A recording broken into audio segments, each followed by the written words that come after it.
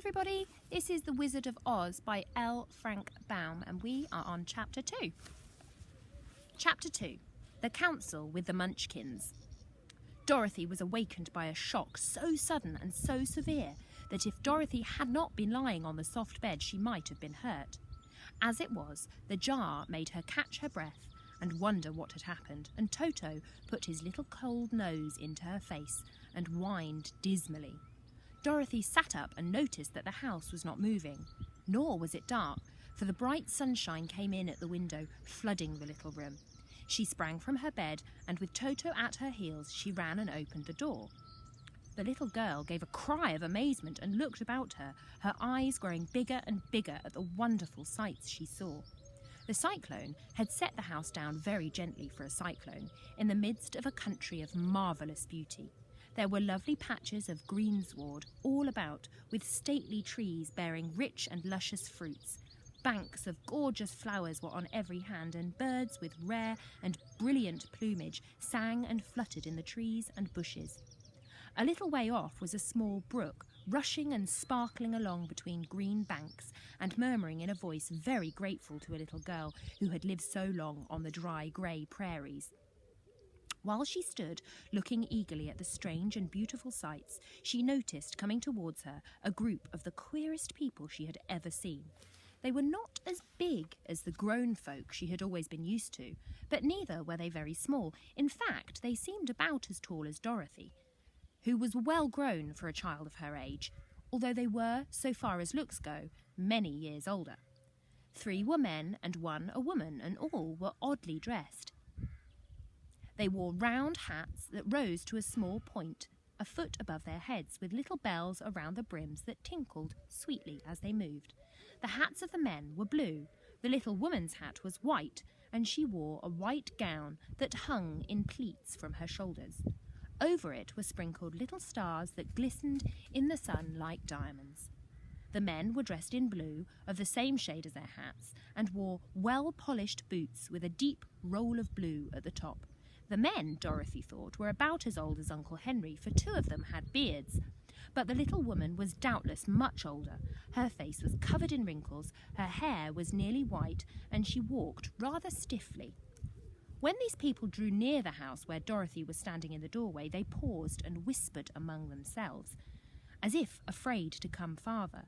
But the little old woman walked up to Dorothy and made a low bow and said in a sweet voice, "You are welcome, most noble sorceress, to the land of the Munchkins. We are so grateful to you for having killed the wicked witch of the East and for setting our people free from bondage." Dorothy listened to this speech with wonder.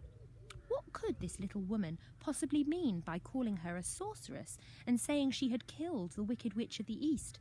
Dorothy was an innocent, harmless little girl who had been carried by a cyclone many miles from home, and she had never killed anything in all of her life. But the little woman evidently expected her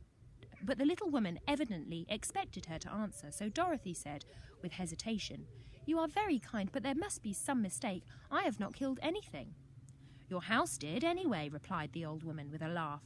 "And that is the same thing. See?" She continued, pointing to the corner of the house. "There are her 2 toes, still sticking out from under a block of wood." Dorothy looked and gave a little cry of fright.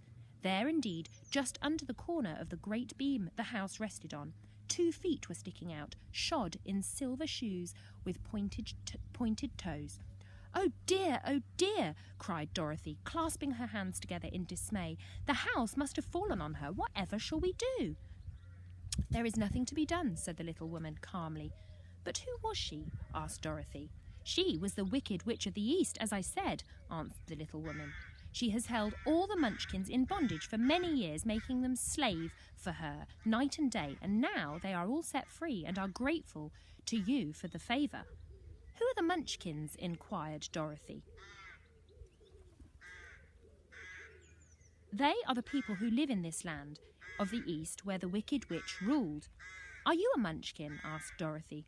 "No, but I am their friend, although I live in the land of the North. When they saw the wicked witch of the East was dead, the Munchkins sent a swift messenger to me, and I came at once. I am the Witch of the North." "Oh, gracious!" cried Dorothy. "Are you a real witch?" "Yes, indeed," said the little woman. "But I am a good witch, and the people love me. I'm not as powerful as the wicked witch who ruled here, or I should have set the people free myself." "But I thought all witches were wicked," said the girl, who was half frightened at facing a real witch. "Oh no, that is a great mistake. There were only 4 witches in all the land of Oz, and 2 of them, those who live in the north and the south, are good witches. I know this is true, for I am one myself and cannot be mistaken. Those who dwelt in the east and the west were indeed wicked witches, but now that you have killed one of them, there is but one wicked witch in all the land of Oz, the one who lives in the west." "But Dorothy," said after a moment's thought, "Aunt Em has told me that all the witches were dead, years and years ago." "Who is Aunt Em?" inquired the little old woman. "She is my aunt who lives in Kansas, where I came from." The witch of the north seemed to think for a time, with her head bowed and her eyes upon the ground. Then she looked up and said, "I do not know where Kansas is, for I have never heard that country mentioned before, but tell me, is it a civilized country?" "Oh, yes," replied Dorothy. "Then that accounts for it. In the civilized countries, I believe there are no witches left, nor wizards, nor sorceresses, or magicians. But you see, the land of Oz has never been civilized, for we are cut off from the rest of the world. Therefore, we still have witches and wizards amongst us." "Who are the wizards?" asked Dorothy. "Oz himself is the great wizard," answered the witch, sinking her voice to a whisper. "He is more powerful than all the rest of us put together. He lives in the city of Emeralds." Dorothy was going to ask another question, but just then the little Munchkins, who had been standing silently by, gave a large shout and pointed to the corner of the house where the wicked witch had been lying. "What is it?" asked the little old woman, and looked and began to laugh. The feet of the dead witch had disappeared entirely, and there was nothing left but the silver shoes. "She was so old," explained the witch of the north, "that she dried up quickly in the sun. That is the end of her. But the silver shoes are yours, and you shall have them to wear." She reached down and picked up the shoes, and after shaking the dust out of them, handed them to Dorothy. "The witch of the east was proud of those silver shoes," said one of the Munchkins, "and there is some charm connected with them, but what it is we never knew." Dorothy carried the shoes into the house and placed them on the table. She then came out again to the Munchkins and said, "I'm anxious to get back to my aunt and uncle, for I am sure they will worry about me. Can you help me find my way?" The Munchkins and the witch first looked at one another and then at Dorothy, and then shook their heads. At the east, not far from here," said one, "there is a great desert, and no one could live to cross it." "It's the same at the south," said another, "for I have been there and seen it. The south is the country of the Quadlings. I am told," said the third man, "that it is the same at the west, and that country, where the Winkies live, is ruled by the wicked witch of the west, who would make you your slave if you passed her way." "The north is my home," said the old lady, "and at its edge is the same great desert that surrounds this land of Oz. I'm afraid, my dear, you will have to live with us." Dorothy began to sob at this, for she felt lonely among all these strange people. Her tears seemed to grieve kind-hearted Munchkins, for they immediately took out their handkerchiefs and began to weep also. As for the little old woman, she took off her cap and balanced the point on the end of her nose while she counted 1, 2, 3 in a solemn voice. At once the cap changed to a slate on which was written in big white chalk marks, "Let Dorothy go to the City of Emeralds." The little old woman took the slate from her nose and, having read the words on it, asked, "Is your name Dorothy, my dear?" "Yes," answered the child, looking up and drying her eyes. "Then you must go to the City of Emeralds. Perhaps Oz will help you." "Where is this city?" asked Dorothy. "It is exactly in the centre of the country and is ruled by Oz, the great wizard I told you of." "Is he a good man?" inquired the girl anxiously. "He is a good wizard. Whether he is a man or not, I cannot tell, for I have never seen him." "How can I get there?" asked Dorothy. "You must walk. It is a long journey through a country that is sometimes pleasant and sometimes dark and terrible. However, I will use all the magic arts I know of to keep you from harm." "Won't you go with me?" pleaded the girl, who had begun to look upon the old woman as her only friend.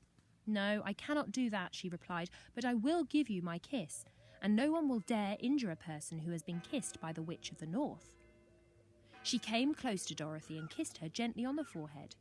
Where her lips touched, they left a round, shining mark, as Dorothy found out soon after. "The road to the City of Emeralds is paved with yellow brick," said the witch, "so you cannot miss it. When you get to Oz, do not be afraid of him, but tell him your story and ask him to help you. Goodbye, my dear." The 3 Munchkins bowed low to her and wished her a pleasant journey, after which they walked away through the trees. The witch gave Dorothy a friendly nod and whirled around on her heel 3 times, and straightway disappeared, much to the surprise of little Toto, who barked after her loudly enough when she had gone, because she had been afraid even to growl while she stood by.